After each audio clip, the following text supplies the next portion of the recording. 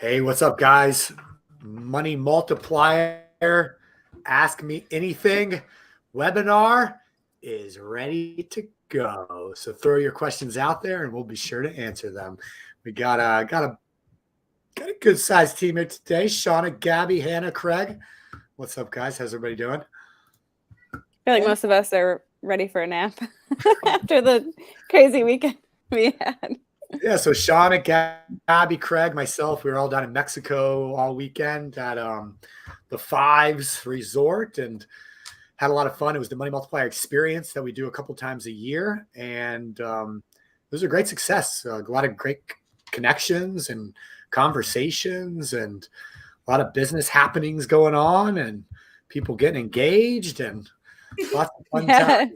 Yeah, we took a catamaran out one day and went snorkeling on the reefs, saw some cool fish, and explored little mini islands, and drank lots of cervezas and margaritas and pina coladas, and I think everybody had an awesome time. But it really was pretty cool. We went down and saw the Mayan ruins in Tulum, which Tyler called a pile of rocks, but it was pretty cool though. Yeah. What else were we up to? What did you guys like the most out of the weekend? Gabby had her whole family there, so I think the kids probably really liked hanging by the pool and the beach. But what'd you guys enjoy the most out of the weekend? I'd say the snorkeling with the barracudas. Yeah, the part that Shauna skipped. That was pretty great. And the 3 hours of shopping? Yeah, I did have to overcome the fear of the boat because I thought for sure I was going to get sick, but Dramamine came through for me. Thanks, Tiffany, for the drugs. There you go. You just got to pick up one of these for the next trip, right? Yeah, I got to give that a try.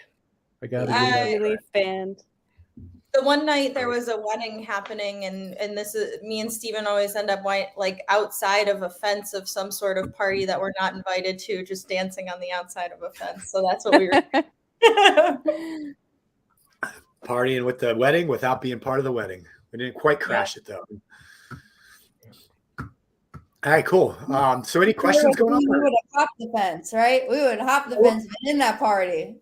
You weren't there, Hannah. You're too good to come to Mexico with us. So, I'm just skipping you today, What is that? You've been all over the place too. Where you been? Yeah, no, we are actually this past weekend, we were in Dallas. We had 4 live events in Dallas last weekend. And so it was a pleasure to meet and see everybody. So we had a lot of members who live down there.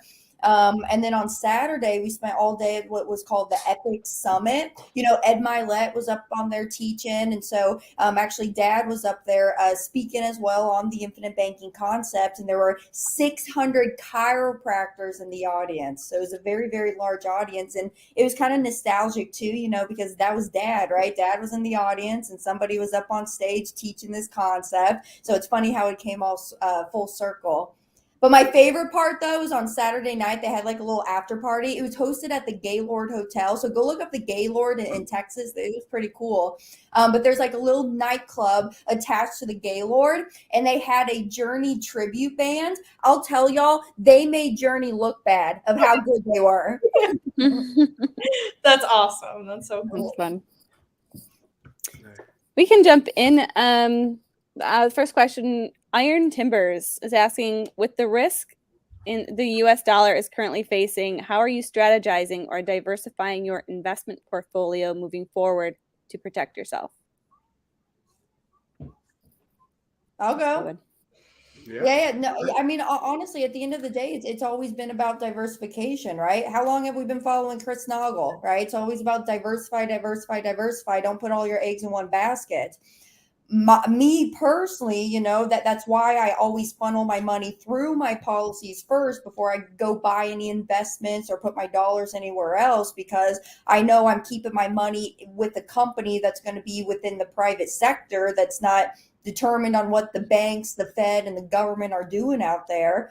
But at the end of the day, it's just diversification. Nagy talked to Nagy about his precious metals and what he's got going on over there. If you listen to Robert Kiyosaki's podcast, to be honest with you, yeah, he's got a podcast. It's not my favorite podcast, but I'll kind of pick up on some tidbits here and there.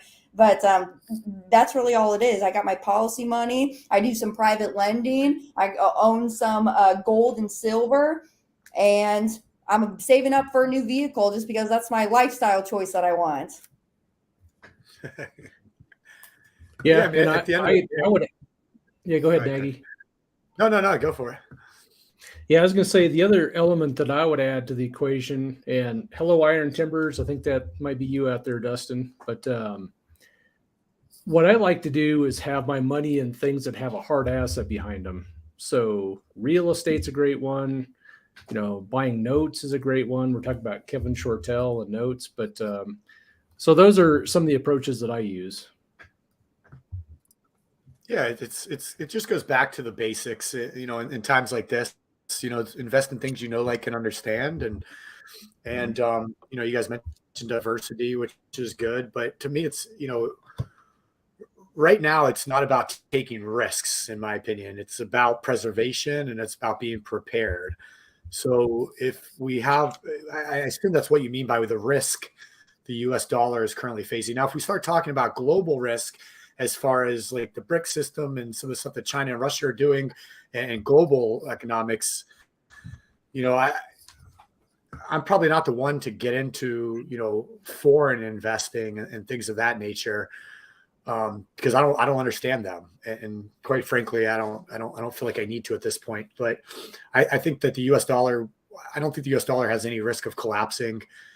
You know, there's going to be always something going on. There's always going to be something that we're fearful of. I don't see that happening. The U.S. is still the superpower.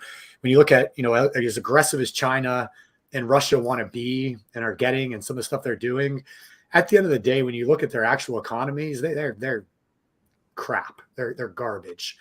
And so when you look at the U.S. and the power that's backed by, you know, look at our defense budget and compare that to the other next 30 countries, don't even come close to us combined, and stuff like that. It's, you know, I wouldn't go into that, but just what the US is facing with inflation and all the printing that the Fed has done, and all the bubbles that we've had, you know, going on with real estate, especially, you know, to me, that's just typical cycles. And yeah, if we see a crash, you just got to be prepared for it. That's all. So eliminate risk.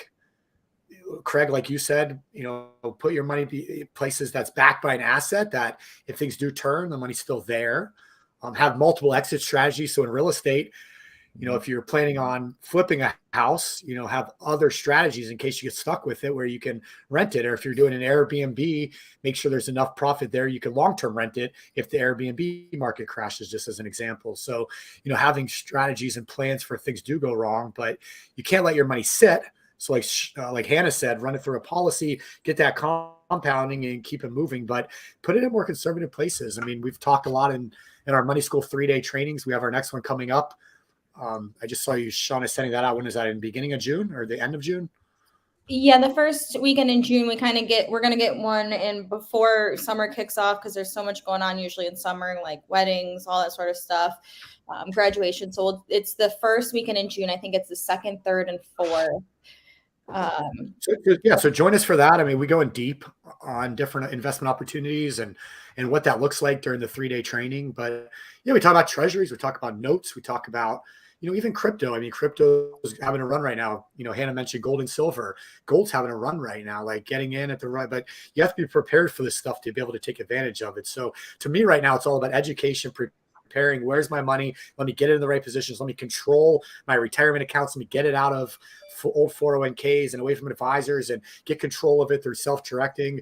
And then let's be prepared to start deploying that out into different areas and stay short term. I mean, you know, if somebody approached me with like a long-term investment deal right now, I just don't think that's the place. I like kind of being a little bit more nimble and liquid and be able to move it. So like we talked about Inicio Fund, which is a private fund that Chris, myself, Kent Clothier, we talked about on Wealth Webinar today. And it's a 3-year minimum with it's probably gonna be more like a 5-year lockup of your funds, so 5 years.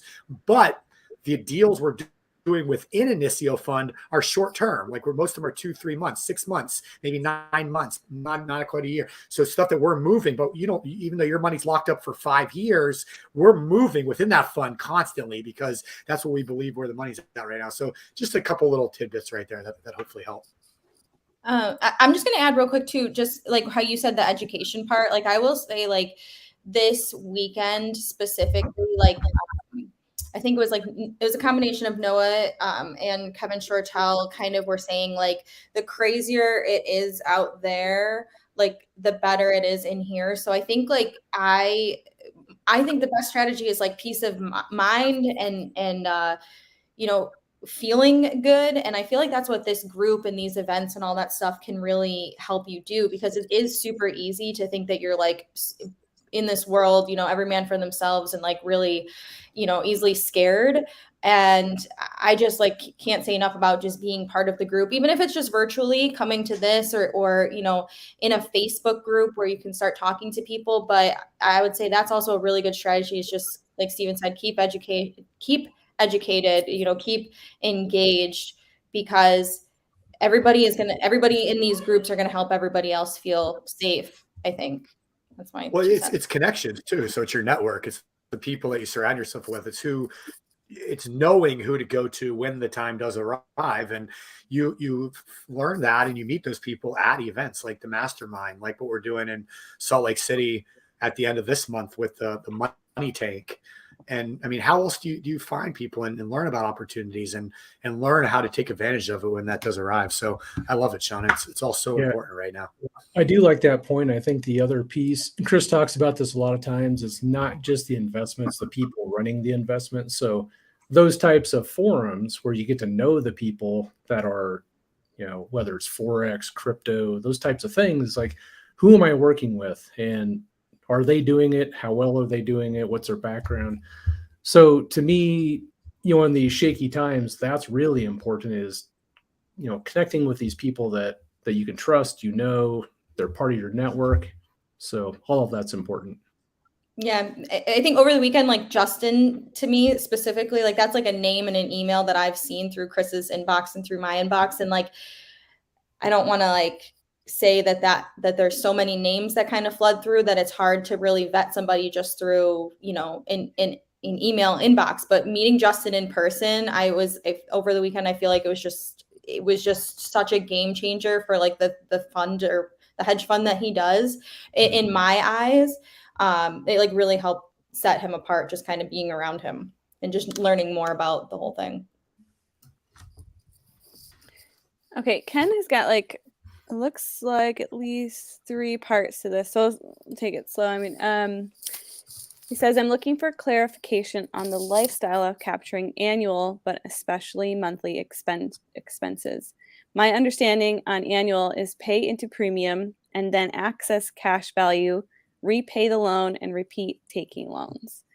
Last section, he's not into real estate investing or other investments right now, and realizes that continuing to capitalize a policy will give him the capability as he learns.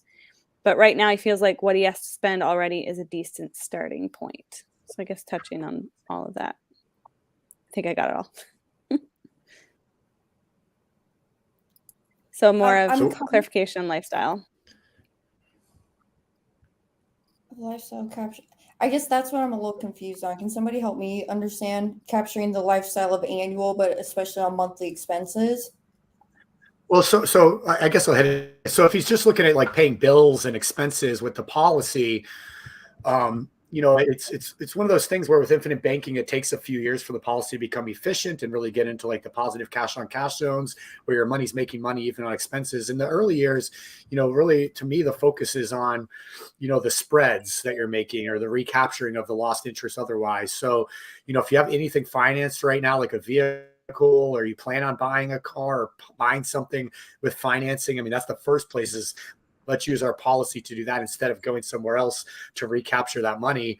If you know, even taxes, like if you're just having your money sit and you pay taxes once a year, let's say, have it build up in the policy where then you can use that to pay it, because now that money's compounding for you at least. But other than that, I mean, it's kind of just a glorified savings account to start, because you're getting higher, compounding is going to be there for the future. But if you're not growing your wealth, if you're not moving the money, then the money's just sitting. It's all about moving the money. So if you have nothing to recapture per se, then you should start looking at some investments and moving the money that way, so you do make the returns.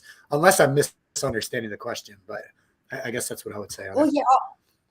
Actually, this kind of makes me think of something. Somebody asked me, I don't know if it was this week or last week, but they said, I want to start my policy, but isn't it better just to do my full annual premium? I shouldn't start off on monthly, because monthly is not going to help me really. And the answer is no. You're still going to get that same end goal in the very end of it. Yes, the main difference between like an annual premium and monthly is that when you put in your full annual for the full year, you have access to all of that cash right there, right off the bat within those 30 days. Or like on monthly, each month you have access to a 12th of that full cash bucket each and every month. I mean, when I was 18 years old and I started my first policy, there's no way I could do an annual premium living on a waitress salary in Kansas City downtown. I started off on a monthly premium, and you can always change modes of premium, right? If I want to, I actually just did this on one of my Lafayette policies. My premium came due and I wanted to just pay it up for the full year. So that's what I did. I just changed my mode of premium. So Rick Warren says it doesn't matter how you start. It only matters how you finish. This is the game of life. You got to start somewhere. I like it. Just give you an idea, gold's up 21% and silver's up 31% in the last 6 months. Hey, let me tell you something. Dad has beef with his gold and silver right now. You know what he keeps saying? He goes, if you want to buy my gold and silver, Hannah, I'll give it to you, because it just sits there. It just sits there and it doesn't do anything. Because Dad wants cash flow. You know what I mean? His whole mind is in big and cash flow. And I'm like, Dad, this is good for you. Nothing wrong with that. He's going to have to buy another piece of real estate just to hold it all in the. Okay, Mateo says, can I hold a whole life policy on my wife and be in control of the money situation? Yes. Mateo, you can be the owner of that policy. Unless your wife tells you what to do. Yeah, there's really three people involved, or three. There's the person that owns the policy, there's the insured, and then there's the beneficiary. So that doesn't have to be the same people. So the owner doesn't have to be the insured.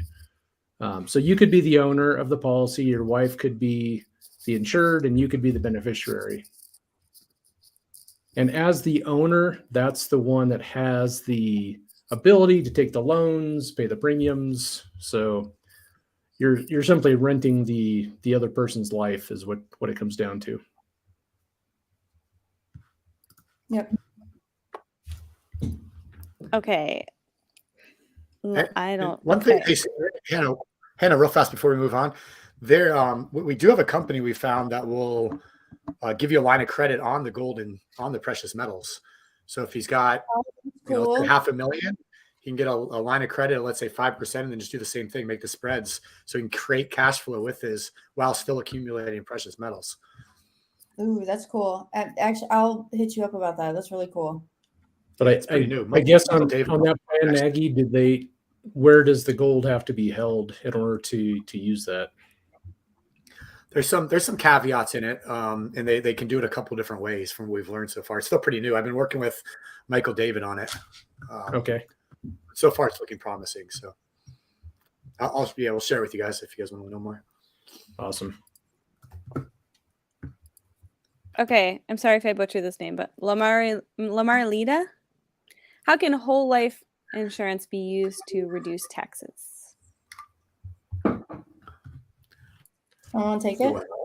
Me too. So there's a lot of places. I mean, it could be, sometimes it's used in estate planning to, run money through the policies so you can reduce those estate taxes, but not knowing what specifically you're after, the life insurance policy itself grows tax-free.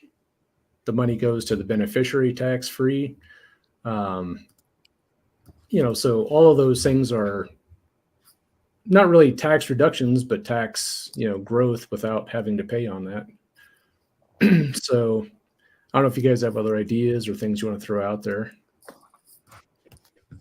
No, that's what it is. It really the policies itself. What we're doing is we want to pay tax on our money one time at the lowest rate possible, and then get it into a tax-free environment where it's going to grow tax-free for us. So that's where the tax benefits of the policy come in. Is that it's tax-free growth, so the government's out of our hair, and then it's not an if we die, it's a when we die, pass, graduate. I like to use the word graduate. Then that death benefit gets paid out tax-free lump sum to your beneficiaries. So that's really where the tax benefits of the policy come in. And then, there's other strategies. Like my family uses the 1041 tax structure strategy to save on tax liabilities and stuff like that. I know some people who use their self-directed IRAs who invest in real estate to save on some taxes, right? But it's just the total opposite thinking of what the leaders and financial advisors want us to do, where they want to put our pre-tax money into these accounts where they think they're saving us in the long run, but no, we're really just kicking the can down the street, because once you are to that age 59 and a half, because you got to be age 59 and a half to avoid the penalty, but then once you get past that point, you still got to pay tax on all of that money, and tax is our largest eroder of wealth. And so I guess as I'm talking, here's a tax benefit. I will use my policy money to pay my tax bill. So when I take out, let's make believe I got $25,000 I got to pay to the government. So I'll take $25,000 out of my policy, go pay the government. And now over the course of this year, I will save back up, AKA pay back my loans inside of my policy, prepping for my next tax bill that I got to go and pay. However, I like to use my policy money rather than just a regular banking or checking accounts, because when I funnel the money through there first, I'm always going to forever earn that uninterrupted compounding, and it's tax-free growth. So even though I pulled out the 25 grand to go pay the tax man, my 25,000 is still sitting in the policy growing and compounding. And then guess what? Next year, I'll take out another 25 grand. But get this, my cash bucket is larger than what it was last year because of the uninterrupted compounding that's tax-free growth. And then plus me being my honest banker and paying myself back, I've now replenished that cash bucket so I can tap back in there, use it for the tax bill. Oh, and then get this, because I'm telling you, once you really respect your money and your dollar, those opportunities are going to start to appear for themselves. So get this, I can now pay my tax bill this next year. Oh, but I can also go put $10,000 into my treasury bonds if I wanted to, right? So kind of went off on a fork in the road, but that's where it's really the tax benefits of the policy, tax-free growth. Yeah, there's other cool things you can do from a planning perspective. So if you've got money in qualified accounts and you don't need it, you can sit around and wait, when you die, that pass on your family, but it's going to be taxed at their income level. So can you imagine dumping $500,000 on your kids' income, and they're at the prime of their life and earnings? So that's a really bad situation. So if you don't need the money, people are holding on to it. But if you drain it down and then put it into a policy, you're taking it out of that taxable environment and getting it into a policy in an untaxable environment. When you die, if it's your policy, you've got that death benefit that transfers over. So there's a lot of cool things you can do. But if the dollar's in that qualified environment, you got to get it out. And it's oftentimes better to get out sooner than later. I'm going to come back to Jean's question, but I thought this kind of fed into that question a little bit. How do you do infinite banking through a trust? If we kind of want to go into that a little bit. Yeah. How you do IBC out of a trust, how you do infinite banking out of a trust is really just your trust would be the owner of the policy. Your trust can also be the payer of the policy, and your trust can also be the beneficiary if you choose to. So it's just that the owner, maybe the trust is going to pay it. And then, hey, once you graduate, your trust will collect the windfall of those dollars once you're no longer here. That's really all it is. in your personal name. There's so many different types of trusts. So it just, I mean, the details are going to depend on the structure and how it's set up and the type and all that. But yeah, the basics, like Hannah's saying, are exactly right. Okay, and Jean, back to you. Any live events planned for South Florida? So there's out of the I can tell you the 20. We should. Let's go. The 23 and 2023. I know it's not till late in the year. I think Tampa might be the farthest out. There's one in Orlando in November, Tampa in December. So you can keep more. No South Florida. So unless anybody else has any other. We'll do one. We'll do a live event later this year. How about that? Oh, and I don't know. Oh, go ahead, Sam. Go ahead. For my Northwest Pacific coast, Northwest Pacific, whatever. Y'all over there, I hear you, and we're coming out there. Okay, I promise. Washington, Oregon, Northern California. Let's go. Not San Fran though. You see the Cash App guy got stabbed to death. Horrible, man. 43 years old, billionaire or multimillionaire, invented the Cash App. Anyway, that is horrible. Nice. Life comes at you quick, man. Got to be ready for it. Okay, so Okay. Hi, Karen. First of all, I see you. Mark called. Do you guys have any recommendations when it comes to a LERP? I just finished reading The Power of Zero, and that was brought up several times in that book. I wasn't sure if that's able to be combined using IBC. By the way, Justin's hedge fund has performed incredibly for us since we started last month. Up every single day. When life insurance retirement plan, right? Is that what LERP stands for? To refresh myself. Yeah, LARP is typically a real fancy. Wait, what?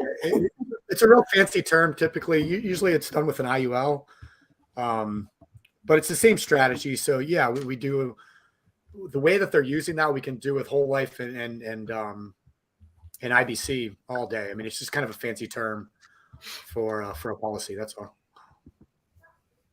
I'm doing a video on that coming up in May, so that video should be launched in May. But actually, if you go to Chris Nagel on YouTube and you literally use the search icon and you type in retirement, I think he's got about 3 or 4 videos up there posted up on how to use policies for retirement.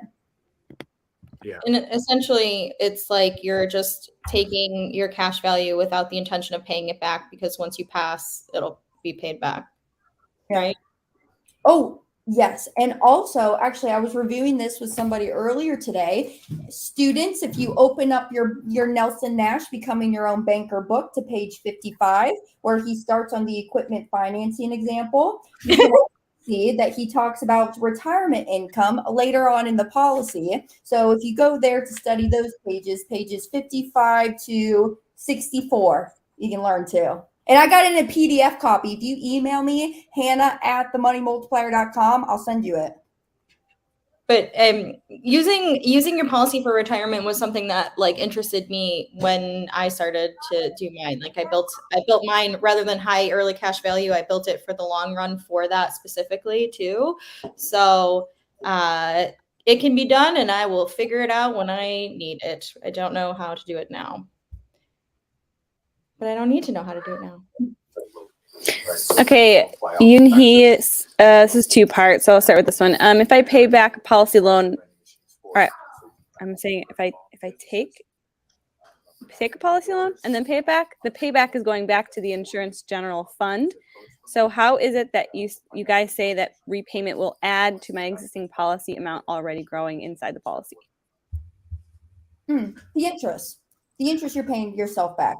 Because remember, when you take a policy loan out of the policy, all of that principal that you've taken out is still sitting inside of your policy, growing and compounding. So you're not interrupting that growth. So let's make believe you take out a loan for $10,000 and you're out here using it, and you go and you pay back just $10,000 as principal back into your policy. You didn't grow any more than what you already are growing inside of your policy. But if you take out 10, put back 10,500. Well, now that extra 500 that you put back is growing and compounding along with all of your other 10,000 that's sitting in the policy. Yeah, I think he asked this again like a couple weeks ago too. So it really just comes down to you. Like the only way that it's gonna grow is if you decide to pay yourself. Yeah, and it comes down to also, would you rather take financing from a bank, which you don't participate in at all, or would you rather take financing from the insurance company, which you're a mutual policy owner? And so in a roundabout way, you get benefits that way. But Nelson Nash talks about the don't steal the peas. And Hannah is at page 38, 39, I'm guessing. It's 38. somewhere in 38. So I'm trying to be able to quote the page numbers like you do. So somewhere around page 38, Nelson Nash talks about the grocery store, don't steal the peas. That was earlier. So if you're paying a car loan for 5 years at 7%, pay your policy back for 5 years at 7%. You will overpay the insurance company's loan, and then you'll have some extra to put into your premium side, right? So that's one way, but we have to be careful because you might get too much going into the policy and then you can't get any more in. Great problem to have. Stick it in a side account, and we'll talk about creating another policy at that point. The don't steal the peas thing reminds me of like I feel like everybody in their life has got to know somebody who owns a restaurant.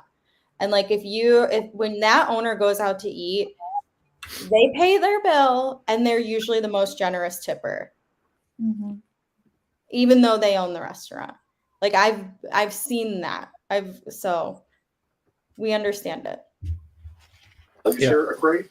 And Wrong page number, by the way. Wrong page. Okay, Steven, this is a good one for you. Jimmy's asking, will the money be safe when this digital Fed now comes? We've gotten this question a lot this week. What are y'all's responses? I replied in the Facebook group, like written response. What do y'all say? Yeah, of course. I mean, it's not going to affect anything at all. And I don't know what your response would be. There's nothing there that would be affected. No. I think it's just very funny. Here's my big PSA to everybody on here. Stop listening to the noise out there. All right. They want us to be in that scarcity mindset, which I get it. But you can't act out of scarcity. You got to have that abundance mindset. Y'all, what happened when it was 1994, I want to say it was, when digital banking came out and everybody was very nervous about having their money within that digital system. Now, let me ask you, sitting here in 2023, do you ever see yourself walking into a brick and mortar bank unless you absolutely have to? No. So things are going to evolve and come as time goes on. And so that's all it is. We're just going to evolve with what we're doing out there. I just think that it's important to have the control, and that's really what the infinite banking concept is. It's having the control over your money, having it liquid, and just having the government intervention completely out of us. I don't think it's going to change anything. And on top of that, I think there's going to be riots in the streets before we go to like a one world currency. Oh, here's a plug too. Chris Novel's YouTube.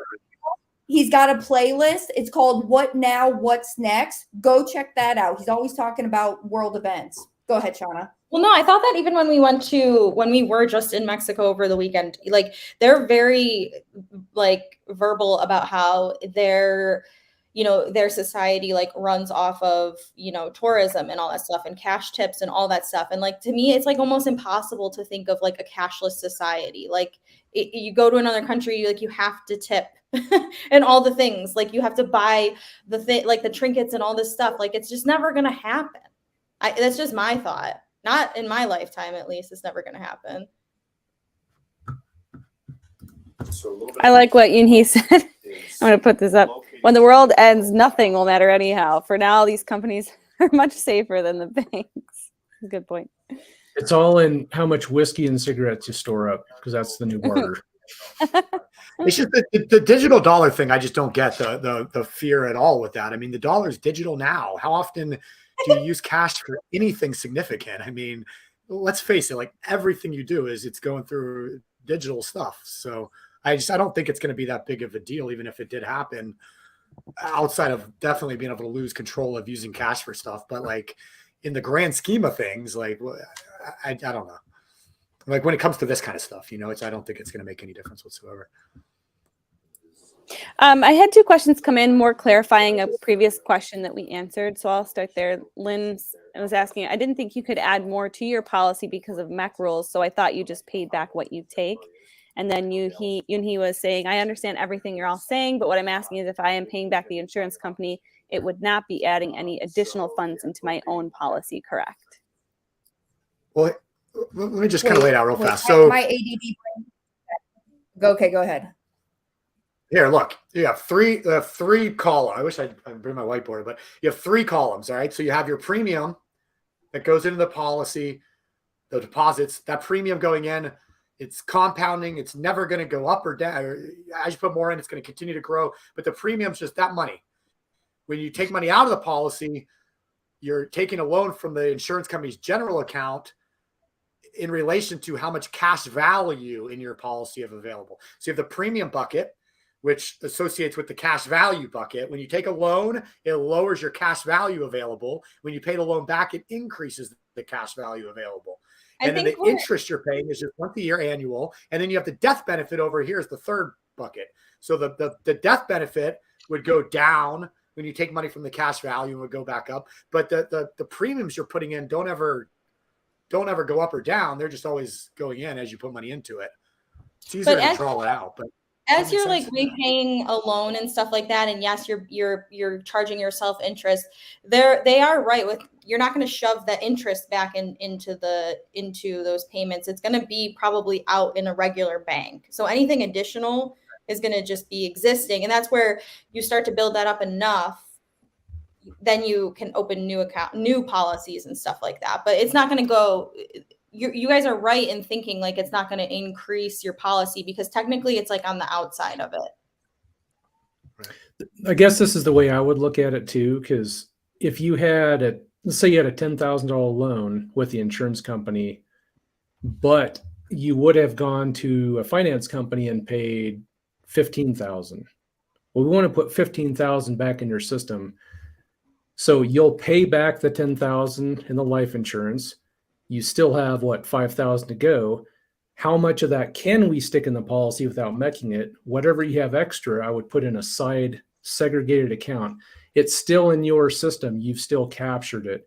That can be used for premium later. That could be used to start another policy. But we still want to keep paying our system, our personal economy back the same amount that we would have somebody else's. If we can't get it all in the policy, that's okay. We'll stick it in a side account. But there will be some room in the policy to overpay your loan up to a certain point. And the insurance company's not going to let you mech it anyway. So I would look at is stuff as much as you can in the policy. What doesn't fit, put it in a segregated side account, use that for premiums later, or start another policy. And so exactly, Lynn. And go ahead, Hannah. Tidbit too. When you build policies with more stronger base premiums, you got extra money that you could keep dumping in versus if you build your policies with lesser base premiums. Just saying. Yeah, and the other thing that can happen, we typically drop the paid up additions after year 10. So if you're only paying base and you continue to pay your paid up additions rider fee, you can always shove more in, a lot more in than you're paying every year. So that's a possibility as well. Okay, Terry is asking, and this is a good question for you. Do you have to change your mode of payment on the anniversary date, or can you change it at any time? Terry, on your Lafayette policies, you can change it at any time. Your other ones, I forgot what that other company was with, but here's the thing. If like, I know for certain, like if you have a policy with like Mass Mutual, they will only allow you to pay up premiums at your anniversary date, 30 days before, 30 days after. So it's really company to company. But But I know like One America, Lafayette, Security Mutual Life, you can pay it up at any time throughout that life of the policy. Through that year, I should say. Okay, Damon says, good afternoon, everyone. The wife and I just been approved for a policy, and we want to know what's next. Maggie? Or someone? Are you with the Money Multiplier team? Would be the first question. And if so, there should be an implementation specialist. So some of it's going to depend on what you're doing. Are you paying down debts? Are you doing investments? So I guess we would need some more information. Looks like maybe with Carson. You met with Carson, maybe? Just reach out to Carson. Yep. Yeah, and a lot of So, it is not up to us to decide what's next for you. So it'll be, what are you interested in? What do you want to do? What do you know about? Or what are you interested in learning more about? And start there. But yeah, definitely reach out to Carson and he can direct you, or your implementation specialist. Yeah, and if it is a I was just gonna say, you confirm your policy funding, how much you're gonna put into it, and confirm the illustration's good. Then they request issue. You'll get the DocuSigns. You sign it, e-sign it, put in your payment info, submit it. Now the policy's in force. Within a few days, you'll be invited over to meet with the mapping implementation team, and they'll really dig into if you're paying off debt, or if you're trying to purchases, or moving the money. And then, Carson or the private money club team, myself, we can definitely help you strategize. It just depends on what you're trying to accomplish, Damon. That's all. Okay, this question he is asking, when is the insured vested for when they pass away, for when the death benefit is paid out with these types of high cash value whole life policies?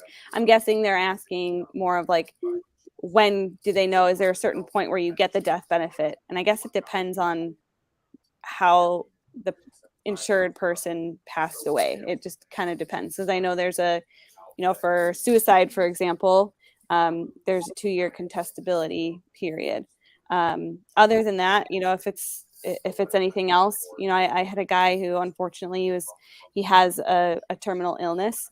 I think he might just be in his 2nd year of his policy, and he'll get the full death benefit at that time when that does happen. It could be 1 year, it could be 10 years, it could be even longer, but whenever that happens, he would get the entire death benefit for his particular cause of death. I think that's what the question was asking.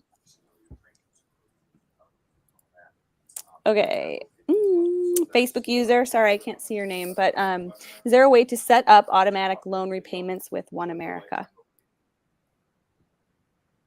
Ooh, I don't know that one. Do y'all know that one? I don't have One America. I do with Mass Mutual, but I don't know. I've always just put in the segregated account and done it at once. I do mine quarterly. I personally, well, sometimes monthly, but like quarterly, I'll go back and look at everything, and I just like pay chunks in at a time personally. Because there's no right or wrong way to do this, right? You're your own banker now. Facebook user, I'm sorry, it's not, your name's not coming through, but reach out to your mapping specialist and they will definitely let you know. I call them implementation specialists now. We call them the I team, so for implementation, but reach out to them. They'll definitely let you know that answer. Okay, Tim says, can you talk about restricted stock options that companies give for retaining most valuable colleagues? He had 130 shares released this month. What does he do with this, and how does he make the most of it? Well, you can sell them, trade them, or keep them. That's all I know.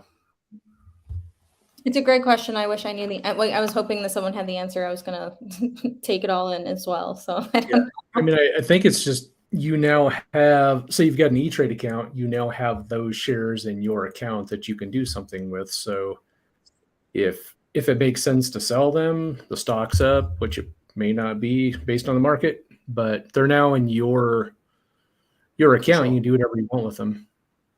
Right.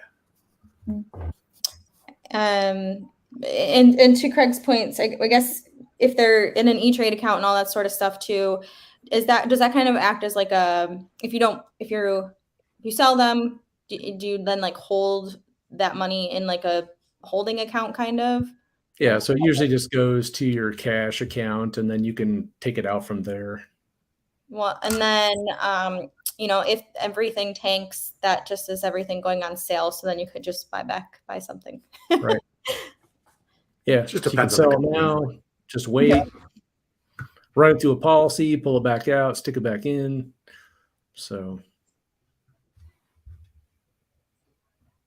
Okay, and he says, does that mean that my solo 401k trust can purchase this type of whole life policy? I do think that there's I a don't know line much about that and we trust. always talk about how they're on two different sides of the fence, or the line in the sand. Yeah, so solo 401k is a qualified retirement vehicle, for retirement funds. And so we can't cross qualified funds with whole life policies. Whole life policies, the money going in is going to be after tax dollars. yeah, so and I'm not even can't- sure what kind of a trust you could put qualified money into, because usually you're not putting qualified money in a trust. Right. I think they didn't mean trust. I think they just meant a solo 401k account. Okay. I like this question. I like the way even he phrased it. What is this Justin's fund? It's just a hedge fund. We did a video on it a couple months ago. Can Do we you remember link the name it? of the video? Yeah, I'll find it. It was a Wealth Wednesday webinar. So there's a playlist called like what Wednesday replays, and it was just a couple of weeks ago.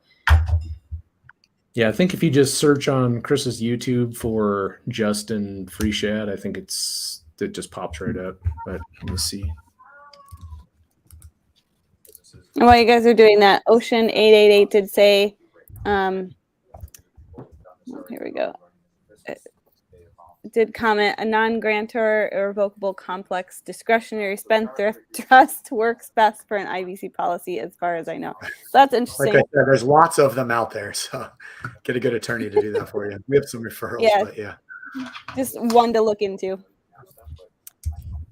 And Josh says, are you guys a brokerage firm? No, but Money Multiplier is an insurance brokerage to be able to do these whole life policies. Outside of that, though, no. Yeah.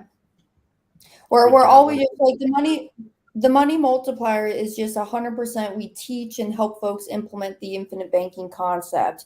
And one thing that I know that we can do better on is that we always lead with the education first. And so sometimes people will call me and they'll say, all right, Hannah, this stuff is so great. Who can I go to get one of these policies? And I'm like, pick me. I'm right here, y'all. So and that's what we do, because I mean, bluntly, that's how I keep my lights on, feed my kitty cats, is I get paid directly from an insurance company. So this is all that I do, is help folks teach and implement. And really, I think that what sets us a little bit apart from the other practitioners out there teaching this stuff is that, hey, once you got a policy, I tell you this, love me or hate me, but we're going to be lifelong friends. So 2 to 3 times a year, if I don't hear from you first, you're going to be getting a call from me or somebody on the team saying, hey, what's going on? How's family life? How's business life? Do you need help with anything? Right? Just to keep going. Because as Nelson says, the banking function in our life is eternal. And so you just got to keep moving on with the banking function in your life. Well, that's what we do. Yeah. So on that point, once they know who they talk to, how do they get in touch with that person to have a discussion on infinite banking? Yeah, reach out, send us an email, a text message. I'll give you my cell phone number right now, 913-908-3511. Hannah, spelled the same ways forwards and backwards, Hannah at themoneymultiplier.com. I loved that. Forwards and backwards. Kessler spelled with one S, Kesler. All right, I'm done. Okay, and then Mike says Hannah will probably be mad at me, but how can we speed up the insurance companies in regards to updating the cash value and getting loans out? I don't feel like I have control of my money. Ooh. Call them up, man. You just call them up and say, hey, I need some help with this. Can you help me? At the end of the day, we're right there in the same dating pool that you are with the insurance company. And I mean, we're here practicing and doing the same thing with y'all. So if something's not happening quick enough, you just call the home office. Y'all got their cell phone number. Sorry, I said cell phone number. You know what I mean?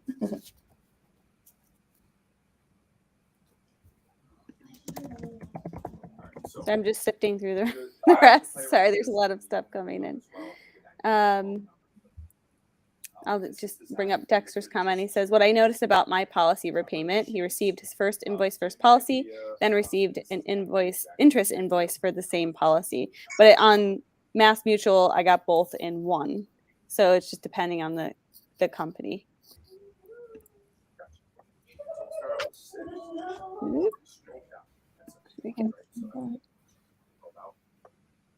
Okay. Oh, there's Tess. Hello, Tess. Tess joined us in Mexico too, so she probably wonder how her tan's looking now. She was really burnt the other day. She says the 3-day training would be good too for the future. She implemented after each 3-day, one thing at a time. It was really easy that way. Do that. Oop. My buttons are not working. There we go. Damon, what if we have no credit card debt? Congratulations. You're ready to invest in the Private Money Club. No, but I mean, that's an awesome thing. But, you know, the next question is, what do you know, like, and understand to be able to do investing in? So that might be the next step for you.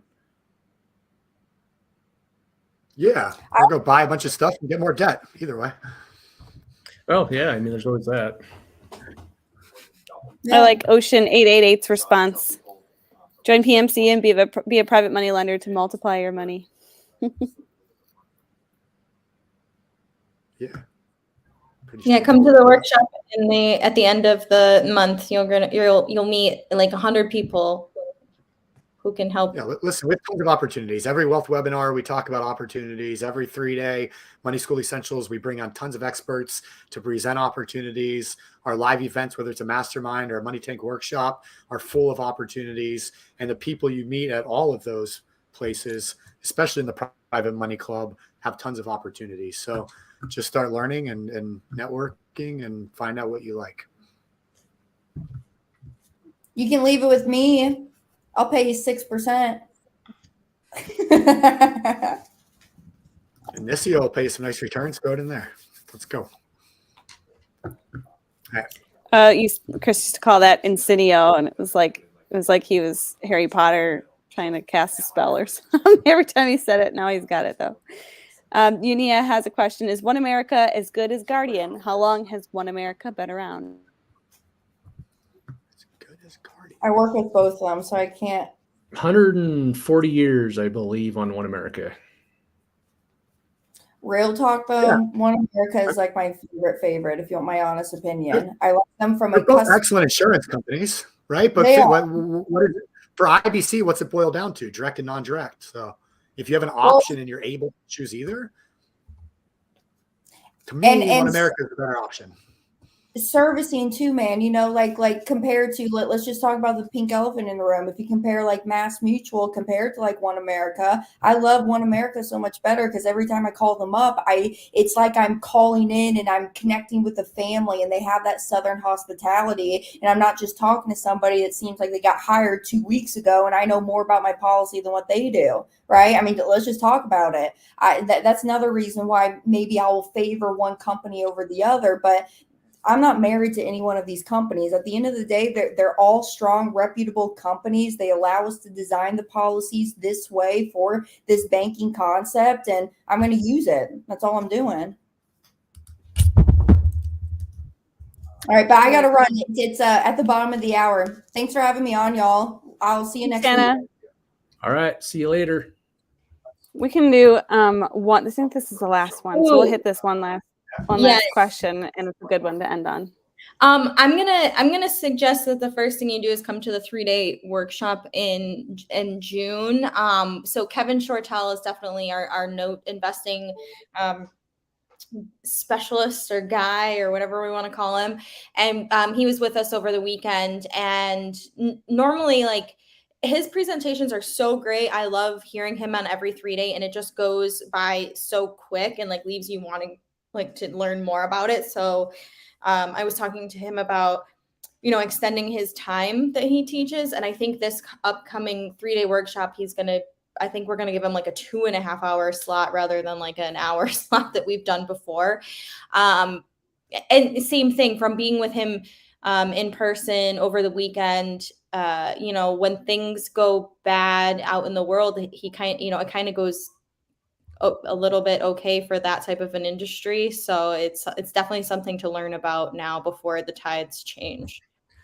Yeah, and the other thing with notes, there's a lot to them in terms of what kinds of notes you want to buy, performing, non-performing. So it's all about getting educated first, and that's one of the things Kevin does. He has a coaching program. It's phenomenal. You know, that's where I would start. He's also got a book. I just don't know what it is off the top of my head. Yeah, it's Real Estate Without Renters. You can find it on Amazon. Kevin Shortell, Shortle. And ending on a congratulatory note for Tiffany Charles. She's on, and she was the mastermind attendee this weekend who got engaged. So congratulations, Tiffany. That was awesome. And I know there's more questions coming in, but we're over time. So any more questions, bring to next week's Ask Me Anything, same time, same place. Awesome. Thank you all. Thanks all.